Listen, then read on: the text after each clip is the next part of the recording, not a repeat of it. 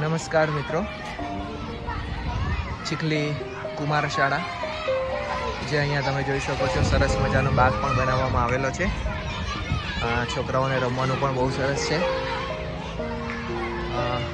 જીવામૃત જે અહીંયા બનાવવામાં આવેલું છે, જે તમે જોઈ શકો છો, જે આપણે ભણ્યા છે જીવામૃત.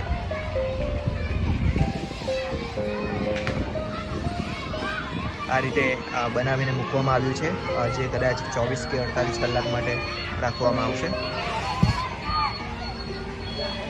ત્યારબાદ હવે આપણે જે પ્રાકૃતિક ખેતી છે એના વિશે જોવાનો પ્રયત્ન કરીએ. અહીંયા જે છે આ કમ્પોસ્ટ ખાતર, જે છાણિયું ખાતર ગાયના ગોબરમાંથી જે બનાવવામાં આવે છે, પાંદડામાંથી જે બનાવવામાં આવે છે, સાથે સાથે અળસિયાનું જે ખાતર તૈયાર કરવામાં આવે છે, એ બધું ખાતર જે છે અહીંયા મૂકવામાં આવેલું છે, જે સ્પષ્ટ રીતે આપણે જોઈ શકીએ છીએ. હવે આ એક ખુલ્લો એરિયો મૂકવામાં આવ્યો છે. હવે આપણે જ્યાં જોઈશું એ પ્રાકૃતિક ખેતી, જે બાળકોએ ખૂબ સરસ રીતે પોતાની રીતે તૈયાર કર્યું છે. અહીંયા જે છે તમે જોઈ શકો છો કે રાઈ રોપવામાં આવી છે, આ બાજુ ધાણા રોપવામાં આવ્યા છે, મેથીની ભાજી રોપવામાં આવી છે, ત્યારબાદ ફ્લાવર રોપવામાં આવ્યા છે,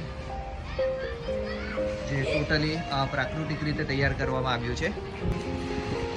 આ બાજુ તમે જોઈ શકો છો કે કેબેજ જે છે રોપવામાં આવ્યા છે, જે ટોટલી બાળકો દ્વારા રોપવામાં આવેલા છે, જે બહુ સરસ રીતે તૈયાર કરવામાં આવ્યા છે. સાથે આગળ આપણે જોઈશું પ્રાકૃતિક ખેતીમાં મરચી અહીંયા જે છે તમે જોઈ શકો છો, સાથે સાથે મગફળી પણ રોપવામાં આવી છે. આ બાજુ લસણ રોપવામાં આવી છે, સાથે સાથે વાલોળ, રીંગણના છોડ પણ તમે અહીંયા જોઈ શકો છો, ડુંગળી પણ જોઈ શકો છો, ટામેટી પણ જોઈ શકો છો, સાથે સાથે દૂધી. તો આ રીતે આપણે જોઈએ તો ચીખલી કુમાર શાળામાં બાળકો દ્વારા ખૂબ સરસ રીતે પ્રાકૃતિક ખેતી જે છે તૈયાર કરવામાં આવેલી છે. ધન્યવાદ.